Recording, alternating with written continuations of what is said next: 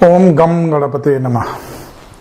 प्रिय मित्रों, आपका दिव्य साची एस्ट्रोलॉजी चैनल पर पुनः स्वागत है। दो ग्रहों की युति में सूर्य के साथ सूर्य चंद्र, सूर्य मंगल, सूर्य बुध आदि शनि तक का प्रभाव एवं उसके निवारण की चर्चा हम कर चुके हैं।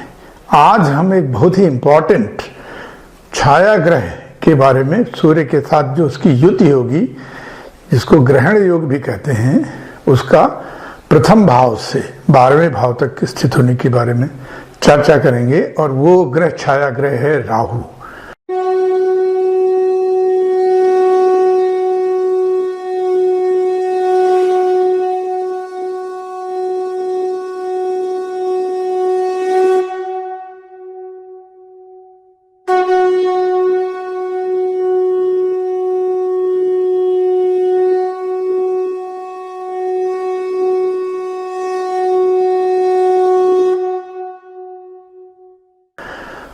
तो यहां सूर्य जो है वो आत्मा का कारक होता है। राजा, पिता, राजकीय पद, अनुशासन, प्रजा का रक्षण तथा बड़ा प्रतापी, स्वस्थ एवं उत्तम आयु देने का वो कारण है। जातक को चरित्रवान बनाता है। तथा सूर्य को क्रूर ग्रह माना गया है, क्योंकि पिता हो या राजा हो, उसको थोड़ा क्रूर होना पड़ता है, नहीं तो फिर डिसिप्लिन मेंटेन करना और शासन करना थोड़ा कठिन हो सकता है। अब राहु की बात करें तो बहुत ही मिस्टीरियस ग्रह है। ये छाया ग्रह है। इसकी कहानी हम आपको बता चुके हैं, वो लिंक यहाँ दिया है, देख लीजिएगा। ये बहुत ही भौतिकवादी, मैटेरियलिस्टिक है, हमको भौतिकवादिता की तरफ ले जाता है। केतु जहां हमको आध्यात्म की ओर ले जाता है, राहु भौतिकवादी है। ये गेन और लॉस का कारण है। सडन गेन, सडन लॉस, बहुत जल्दी। और इल्यूशन, जो भ्रम है ना, मृग मरीचिका है नहीं लेकिन दिखाई दे रहा है, हम उसके पीछे भागते रहते हैं। तो इन सब का कारण राहु है। सूर्य यदि दिन का जन्म हो तो दिग्बली होता है। यदि सिंह राशि में हो तो स्वराशिष्ट होता है, क्योंकि सिंह राशि का स्वामी है। और मेष राशि में हो तो उच्च का माना जाता है, क्योंकि ये मेष राशि में उच्च का होता है। और जब तुला में होता है तो नीच का हो जाता है। तो इस तरह जब सूर्य और राहु बैठेंगे तो इन भावों में अगर हैं, इन राशियों में, तो उनको लाभ होगा। और राहु जिस राशि में स्थित होता है उसका स्वरूप ले लेता है। अगर वहां पे कोई ग्रह नहीं है तो उसी राशि के स्वामी की तरह बिहेव करता है, लेकिन अगर वहां ग्रह है तो राशि का स्वरूप लेता है और ग्रह के समान फल देता है। यह गुप्त युति और बल का कारक है। राहु सूर्य के साथ सडन और फास्ट तरीके पे टॉप पे पहुंचा सकता है। और प्रायः यह लग्न, जो राहु और सूर्य हैं, जो लग्न में यानी प्रथम भाव में या तीसरे भाव में, 9वें भाव में, 10वें भाव में या 11वें भाव में, मतलब 1, 3, 9, 10, 11, इनमें अच्छे फल देता है। दूसरे, चौथे, 5वें में मध्यम फल देता है। छठे, 8वें और 12वें भाव में थोड़ा कमजोर हो जाता है। ये हम जनरल बात कर रहे हैं, विशेष बातें तो आगे करेंगे ही। थोड़ा कमजोर हो जाता है। 7वें भाव में आने से देखना पड़ेगा कि कैसी दृष्टियां हैं ग्रहों की, थोड़ा एडवर्स इफेक्ट देता है। ये इस बात पर भी निर्भर है कि जहां ये युति बन रही है वहां उस भाव में राशि क्या है। मेष, सिंह, धनु है तो शुभ प्रभाव होगा, नकारात्मक प्रभाव कम हो जाएंगे। 6, 8, 12 में है तो ग्रहों की राशि की स्थिति में कभी कभी विपरीत राजयोग भी बन जाता है, तो वहां शुभता बढ़ जाएगी, निगेटिविटी हट जाएगी। सूर्य के कमजोर होने की स्थिति में आत्मविश्वास में कमी हो जाती है, हड्डियों में कष्ट हो सकता है, पिता के साथ संबंध थोड़ा कमजोर हो जाते हैं। और जब राहु कमजोर होता है तो जातक भ्रमित हो जाता है, गलत मार्ग पर चलने को प्रेरित होता है और दांत के रोगों के होने की संभावना होती है। तो जो इनके प्रभाव हैं सूर्य के या राहु के, अगर हम प्रभाव की बात करें तो जहां राशि में है और जब आपका महादशा है, अंतरदशा है, तो उनके प्रभाव के फलीभूत उसी समय होंगे। सूर्य की महादशा हालांकि छोटी होती है 6 साल की, राहु की महादशा होती है 18 साल की। तो जब इनकी दशा महादशा अंतरदशा होगी उनमें ये अपना फल देते हैं, तथा ट्रांजिट में भी ये फल देते हैं। जैसे कि सूर्य का ट्रांजिट तो हर भाव में 1 महीने के करीब होता है, जबकि राहु जो है हर भाव में करीब 1.5 साल रहता है। जैसा भी वो मेष में चल रहा है, अक्टूबर में जाएगा, मूव करेगा मेष से बाहर। तो इस तरह भावों में जो है प्रभाव, अंतरदशा, महादशा, ट्रांजिट, इन सबको देखते हुए ही निर्णय करना चाहिए। अब हम बात करेंगे, प्रारंभ करेंगे सूर्य राहु का प्रथम भाव में होने का प्रभाव। देखिए, सूर्य अकेला है तो चरित्रवान, प्रतापी, पराक्रमी बनाता है, थोड़ा विवाह में देरी करता है। राहु अकेला है तो साहसी, चतुर, अभिव्यक्ति की जो है वो उत्तम अभिव्यक्ति करता है, जो स्पीच डिलीवरी है बड़ी इफेक्टिव होती है, थोड़ा आडंबर करता है। अब इन दोनों की युति की बात करें तो सूर्य महाराज प्रथम भाव के या लग्न के कारक हैं और अच्छे फल देते हैं। यदि सूर्य राहु की युति मेष, सिंह या धनु लग्न में है तो जातक राजनीति में कुशल, तेज, बहुत तेज, सफल और तेजी से जो है ऊंचे पद पर चला जाता है। मतलब आज एमएलए हुआ, कुछ महीनों के बाद वो मिनिस्टर बन गया। ये देखना होगा कि सूर्य राहु में कितने डिग्री का अंतर है। अगर 10 से ज्यादा है तो लाभ होने की संभावना बढ़ जाती है। यहीं पे यदि लग्न तुला है जहां पे सूर्य नीच का हो जाता है तो युति का प्रभाव थोड़ा कम हो जाता है, यानी कि सम्मान में थोड़ी कमी होगी, राजकीय कष्ट हो सकते हैं, हड्डी की समस्या हो सकती है, और कहीं से अगर इस पे गुरु की दृष्टि है तो इन प्रभाव में शुभता आ जाएगी। प्रायः ऐसे जातक लाभ लाभ, what is there in for me सोचते रहते हैं, मतलब अपने फायदे की पहले सोचते हैं। शुभ ग्रहों के प्रभाव में सूर्य राहु की ऐसी युति वाले जातक का जन्म जो होता है वो कुछ बहुत बड़ा करने के लिए होता है। अच्छे राशि में हो गया, जुपिटर की अगर उस पे दृष्टि पड़ गई तो बहुत ऊंचा उठेगा और बहुत तेजी से उठेगा। अब अगर जहां पर यह है लग्न जो है जातक की मेष, सिंह या धनु है तो प्रभाव में, शुभ प्रभाव में बढ़ोतरी और नकारात्मक प्रभाव में कमी हो जाती है। अब सूर्य राहु का बात करेंगे हम दूसरे भाव में प्रभाव। तो दूसरे भाव में अकेला सूर्य धनार्जन के लिए बहुत परिश्रम करवाता है। अधिकारियों के साथ बातचीत करते समय सतर्कता रखनी चाहिए। राहु धनार्जन के लिए बाई लार्ज ओके है, लेकिन जातक का लक्ष्य धनार्जन ही होता है। अब युति की बात करें तो इस ग्रहण योग में, सूर्य राहु के ग्रहण योग में जातक खाते पीते वेल टू डू घर में जन्म लेता है। युवावस्था तक जातक पहुंचते पहुंचते स्वयं अपने आप धनार्जन करने लगता है और धनवान हो जाता है।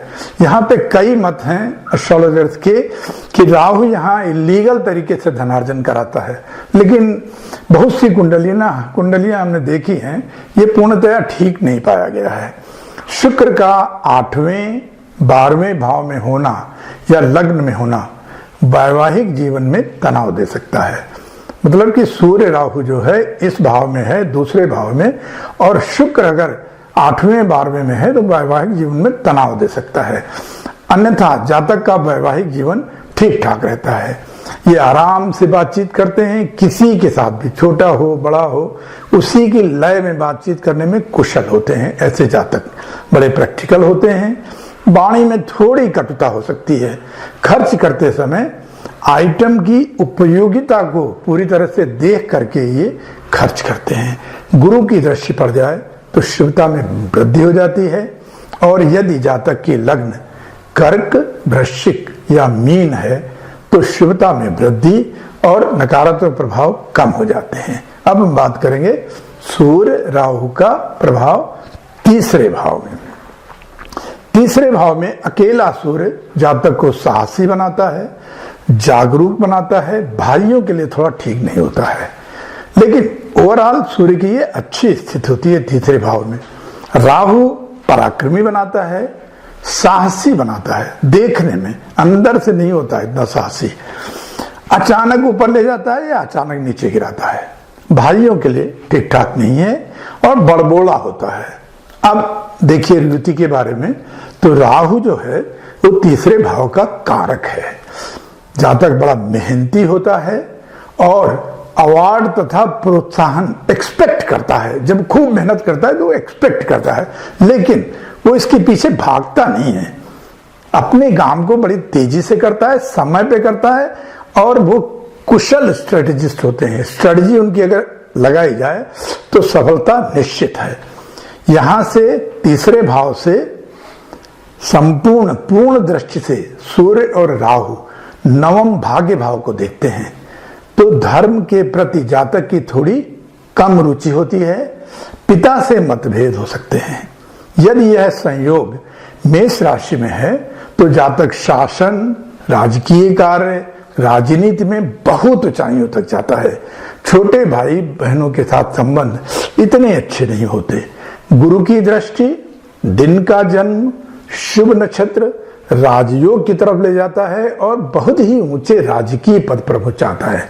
हम यहाँ पे आपको एक सूर्य राहु की जो स्थिति है तीसरे भाव में, उसकी कुंडली दिखाएंगे माननीय स्वर्गीय पद्म विभूषण श्रीमती सुषमा स्वराज की। तो ये देखिए, इसमें जो है तीसरे भाव में सूर्य और राहु है और शुक्र भी बहुत अच्छा बैठा हुआ है। गुरु की पोजीशन तो अपने ही भाव में है, मतलब अपने ही राशि में है, मीन में है, तो इसने इनको जो है बहुत तेजी से एक्सटर्नल अफेयर मिनिस्टर बनाया और इन्होंने बहुत अच्छा काम किया। इनका जन्म 14 फरवरी 1952 4:15 अंबाला में हुआ था और धनु लग्न है। तो आप लोग जानते हैं कि उन्होंने कितना अच्छा परफॉर्म किया। अब हम बात करते हैं सूर्य और राहु का चतुर्थ भाव में प्रभाव। देखिए, चतुर्थ भाव में सूर्य मानसिक चिंताएं देता है, ट्रांसफर या बंजारा टाइप की लाइफ होती है जातक की, पैतृक जो संपत्ति है उसके मिलने की संभावना बनती है। ऑकल्ट साइंस में भी जातक का इंटरेस्ट होता है।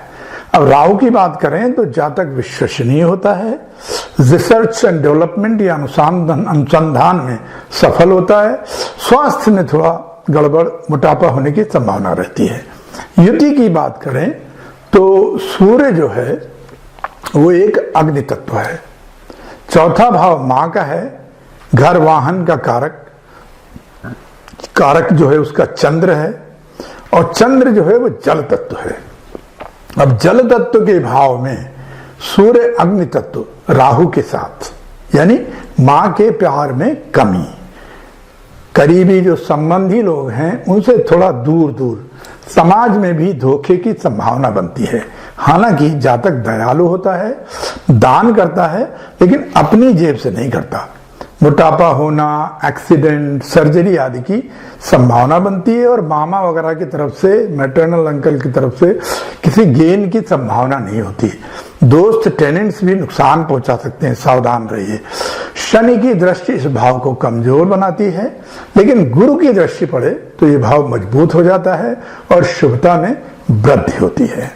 अब यदि जातक का जन्म वृषभ, कन्या या मकर राशि में है हुआ है, उनकी लग्न वृषभ, कन्या या मकर है, तो शुभता में वृद्धि हो जाती है और नकारात्मक प्रभाव कम हो जाते हैं।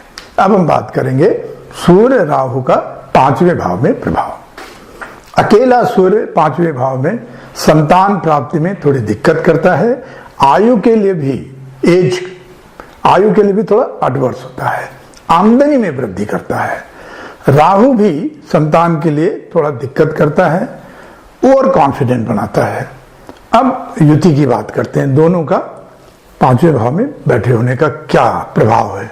देखिए, काल पुरुष की कुंडली में पांचवा जो भाव है वो सूर्य का अपना भाव है। जातक साहसी, प्रतापी और तेज मतलब शातिर होगा।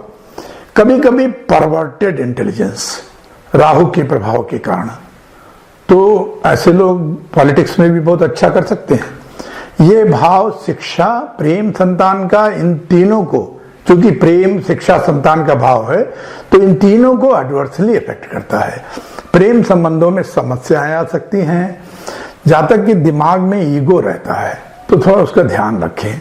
बाहर देखने वालों को भी लगेगा कि जो ये घर है या ये जातक है ये तो बहुत बढ़िया है, फर्स्ट क्लास है, वेल टू डू है, लेकिन अंदर जो है कुछ और होता है। तनाव रहता है, चिंता रहती है।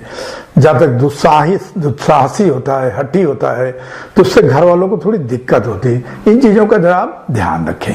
गुरु की दृष्टि है तो ज्ञान, अद्भुत ज्ञान में वृद्धि होती है, राजनीति में अच्छी पकड़ होती है, सम्मान मिलता है, किंग मेकर होता है फिर वो।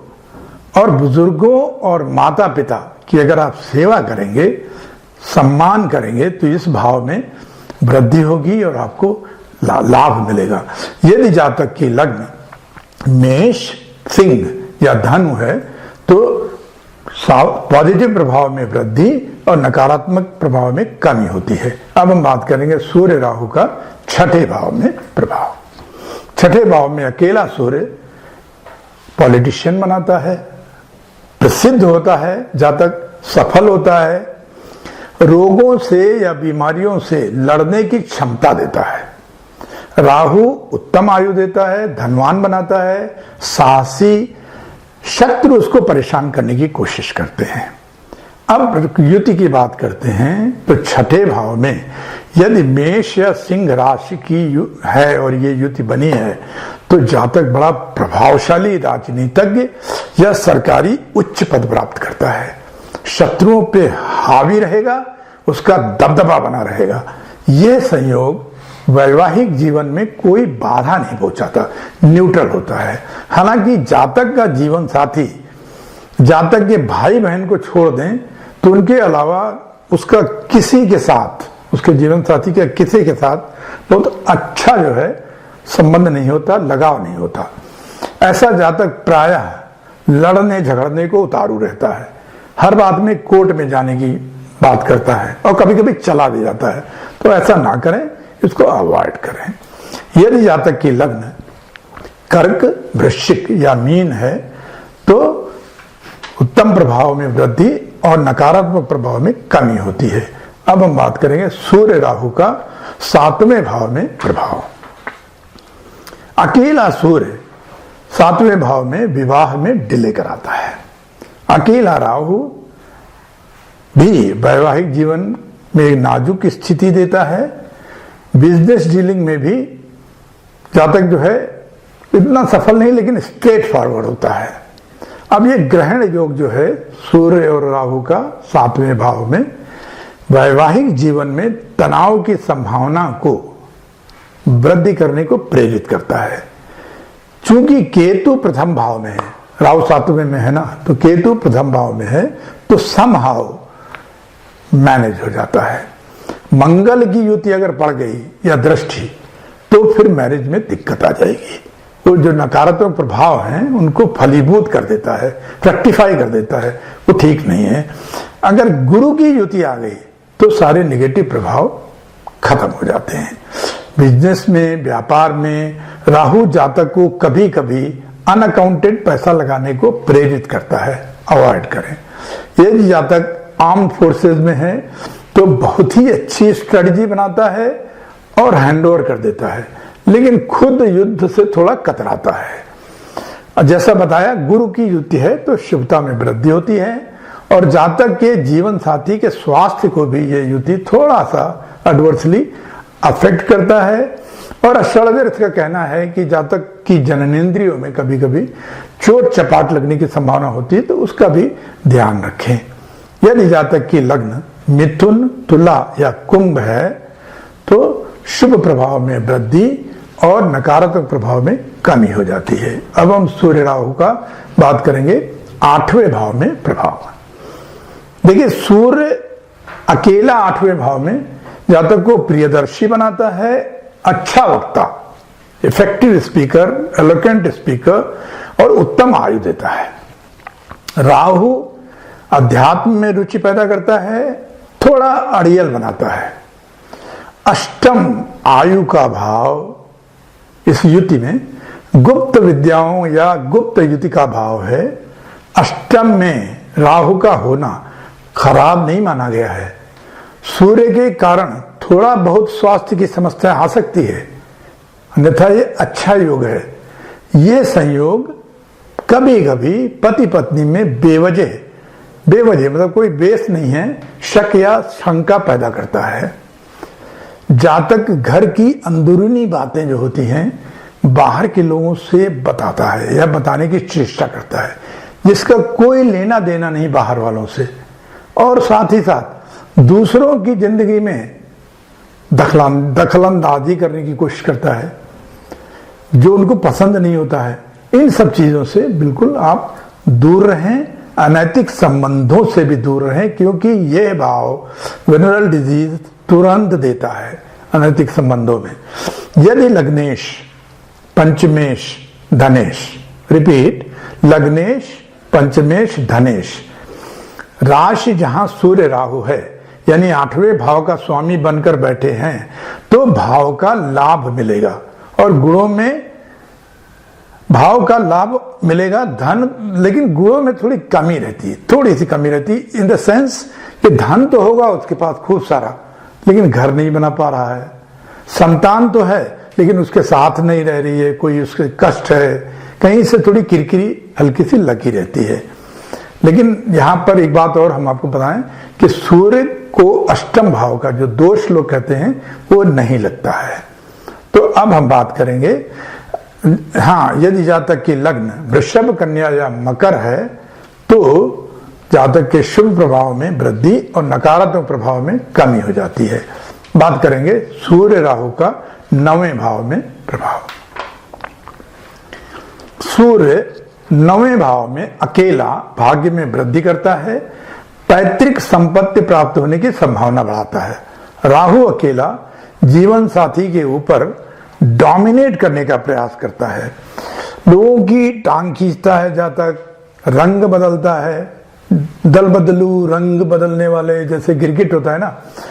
तो जब युद्ध की बात करें तो राजनीति में इनके सफल होने की प्रबल संभावना होती है, समाज में इनका वर्चस्व होता है, शक्तिशाली, रंग बदलने में निपुण होते हैं। जैसा मैंने कहा, जैसा कि आजकल के परिवेश में देखा जाए तो धार्मिक होने का आडंबर करता है, धार्मिक नहीं होता है, आडंबर करता है, और वो जो दिखता है वो होता नहीं। जातक का पिता हो या सुपीरियर्स हो या बॉस हो या जो भी उसके ऊपर हैं, लीडर हैं, उनके साथ उसके संबंध अच्छे नहीं होते, वो लंबे समय तक नहीं चल पाते।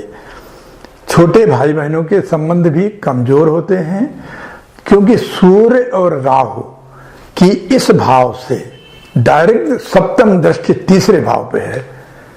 हाँ, पराक्रमी जरूर बनाता है।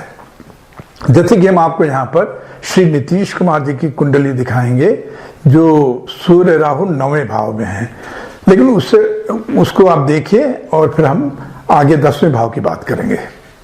तो ये है नीतीश कुमार जी की कुंडली, 1 मार्च 1951, बख्तियारपुर, 9वें भाव में सूर्य राहु है, गुरु और बुध भी है। देखिए, गुरु के होने से, बुद्धि के होने से उसमें जो है ज्ञान और चतुरता और वाणी में प्रभाव बढ़ गया है। लग्न मिथुन की है, तो इनके बारे में तो आप सब लोग जानते ही हैं। अब हम बात करेंगे सूर्य और राहु का 10वें भाव में प्रभाव। 10वें भाव में आप सभी लोग जानते हैं कि सूर्य अकेला कैरियर के लिए अति उत्तम, वेरी गुड, शक्तिशाली होता है जातक, प्रसन्न चित्त रहता है, सरकारी नौकरी पाता है और उसका जीवन यापन अच्छा रहता है।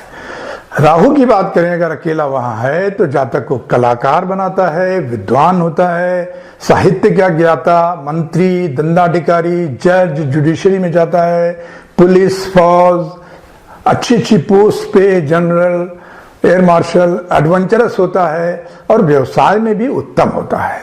वो कहा है ना कि जिसका राहु 10 में, दुनिया उसके बस में। तो अब युति की बात करें तो ये युति की स्थिति जितने हमने भाव डिस्कस किए अब तक, उन सब में सबसे अच्छी है, एक अच्छी स्थिति है। सूर्य 10वें भाव में दिग्बली होता है और राहु 10म भाव के कारक भी हैं। यदि दिन का जन्म है तो सोने में सुहागा होता है, और राशि यदि मेष सिंह कुंभ है तो क्या बात है, बहुत ही श्रेष्ठ है। जातक शासन में निपुण, नेता, मंत्री, उच्च राजकीय पद, देवगुरु, गुरु की यदि दृष्टि पड़ गई तो जातक को महान बना देता है।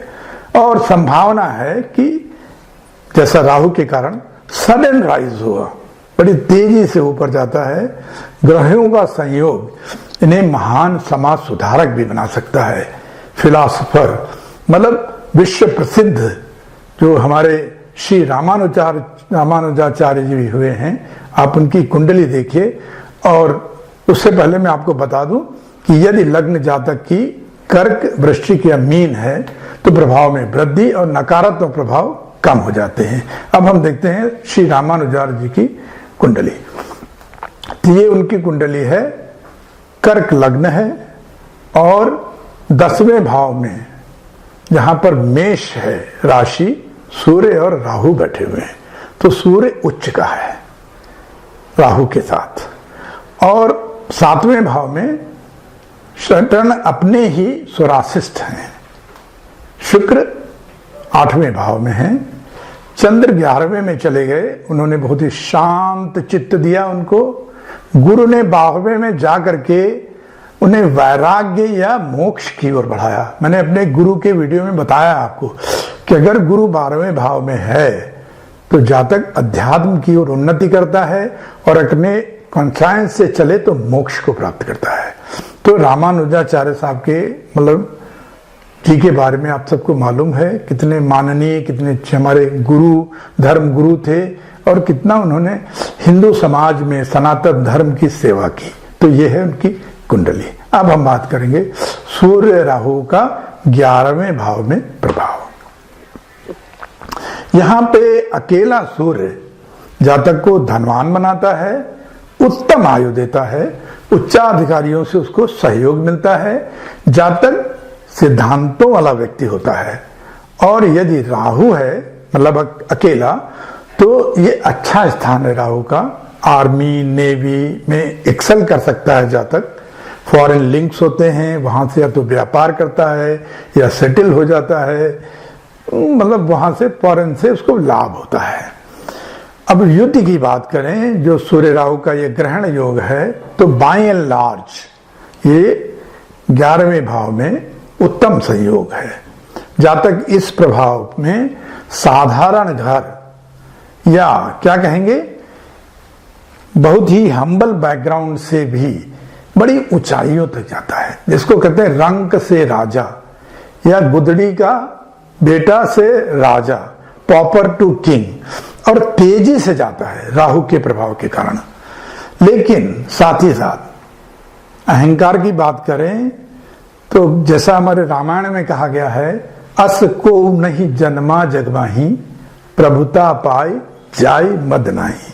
यानी कि ऐसा कोई दुनिया में पैदा नहीं हुआ जो प्रभुता पाने के बाद मद माने अहंकार में ना खो जाए। तो यह बात इस युति में लागू होती है।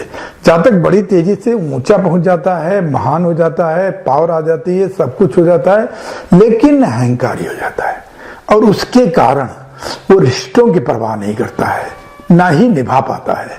एक समय आता है जब वो अकेला पड़ जाता है। तो आपको इसका ध्यान रखना है। और अगर यहाँ पे तुला राशि हो गई तो बड़े भाई को नुकसान हो सकता है। यदि जातक की लग्न मिथुन, तुला या कुंभ है तो शुभ प्रभाव में वृद्धि तथा नकारात्मक प्रभाव में कमी हो जाती है। अब हम बात करेंगे सूर्य राहु का अंतिम भाव यानी 12वें भाव में प्रभाव। देखिए, सूर्य अकेला अगर 12वें भाव में है तो संतान के लिए शुभ होता है, जातक एनर्जेटिक होता है, लेकिन थोड़ी आंखों की समस्या हो सकती है। राहु अकेला है अगर 12वें भाव में, तो जातक स्वस्थ होता है, आकर्षक होता है, प्रियदर्शी होता है, प्रॉस्परस बनाता है, थोड़ा चरित्र का कमजोर होने की संभावना होती है। अब युग युवती की बात करें, दोनों की सूर्य राहु की 12वें भाव में, तो ये संयोग जो है एक कमजोर स्थिति है। जातक अपने ही कर्मों के कारण, दिखावे के कारण, अपनी अर्निंग्स गलत जगह लगाने के कारण बर्बाद होने की संभावना बनाता है। तो बहुत ही केयरफुल रहना पड़ेगा जातक को। कुछ उटपटांग चक्कर चला देता है, कुछ से कुछ कर देता है, यहां तक कि कारावास होने की भी संभावना बन जाती है। कारागार मतलब जेल जाने की नौबत भी आ जाती है। तो जरा सावधान रहना चाहिए ऐसे जातक को। यहां से सूर्य राहु 5वें भाव को पूर्ण दृष्टि से देख रहे हैं, अतः जातक के संतान के लिए भी यह योग थोड़ा कमजोर है, ठीक नहीं है। बच्चे के स्टार, अपने स्टार कैसे हैं उनको देखना होगा। लेकिन यदि गुरु की दृष्टि 12वें भाव पर पड़ गई तो हमने जो ऊपर बताया है नकारात्मक प्रभाव, उन सब में बहुत ड्रास्टिकली बहुत कमी हो जाती है, क्योंकि गुरु 12वें भाव का कारक है और शुभता में वृद्धि हो जाती है। तथा यदि जातक की लग्न वृषभ, कन्या या मकर है, तब भी जो है शुभ प्रभाव में वृद्धि और नकारात्मक भाव में कमी आ जाती है। अब हम बात करेंगे कि अगर कुंडली में सूर्य राहु एडवर्स रिजल्ट देने की संभावना रख रहे हैं, या शनि या पाप ग्रह की कोई दृष्टि से प्रभावित हैं, या नकारात्मक प्रभाव आ रहे हैं, तो उनको कैसे नगण्य किया जाए या कम किया जाए। तो सूर्य की आराधना करें। प्रातःकाल स्नान के पश्चात तांबे के लोटे में जल ले लें, थोड़ा सा हल्दी और थोड़ा सा काला तिल और गुलाब की पंखुड़ियां 1 या 2, अगर कुछ नहीं मिलता तो प्लेन वाटर, शुद्ध जल ही लेकर के भगवान सूर्य को अर्पित करें। उनके मंत्रों का जाप करें। ओम सूर्याय नमः, ओम भानवे नमः, ओम आदित्याय नमः, 12 मंत्र हैं। अगर आपको नहीं मालूम है तो उनका एक ही मंत्र जाप कर सकते हैं, ओम आदित्याय नमः कहते हुए जल दें और उनकी तरफ देखें। जो धार गिर रही है उसके थ्रू उनको देखें, उससे आपको बहुत लाभ होगा। जो जितने भी निगेटिव प्रभाव हैं वो बहुत कम हो जाएंगे। तथा राहु के बारे में भगवान भैरव जो हैं, जो भगवान शिव के स्वरूप हैं, मां दुर्गा के भक्त हैं, उनकी प्रार्थना करें। ओम राम राहुवे नमः 11 बार, 51 बार, 108 बार, जो आपसे संभव है जाप करें। काले नीले कपड़े अवॉइड करें। अनाथों को या जो डिफरेंटली एबल्ड बच्चे हैं, संस्थाएं होती हैं ऐसी, वहां जाकर के आप उनको पार्टिसिपेट करें, मदद करें और जो कुछ सहयोग हो सकता है करें, तो आपके राहु के नेगेटिव प्रभाव बहुत कम होंगे। चांदी की अंगूठी या चेन धारण कर सकते हैं। गोमेद रत्न होता है, उसको भी आप पहन सकते हैं एस्ट्रोलॉजर से सलाह लेकर के। कुत्ते को भी कुछ खिला सकते हैं या पाल सकते हैं, उससे राहु के प्रभाव जो निगेटिव हैं वो बहुत कम हो जाते हैं। ग्रे कलर या लाइट ब्राउन कलर के कपड़े पहने, उससे भी राहु के प्रभाव में शुभता में वृद्धि होती है। तो इस प्रकार हमने आपको सूर्य राहु ग्रहण योग का प्रथम भाव से 12वें भाव तक होने प्रभाव के बारे में बताया। अगर नकारात्मक प्रभाव हैं तो उनके निवारण के बारे में बताया। आशा है आपको ये पसंद आया होगा, आप इसका लाभ उठाएं और हमारे साथ बने रहें। पसंद आया है तो लाइक करें, शेयर करें, सब्सक्राइब करें तथा हमारे साथ बने रहें, फीडबैक दें, सहयोग करें। धन्यवाद।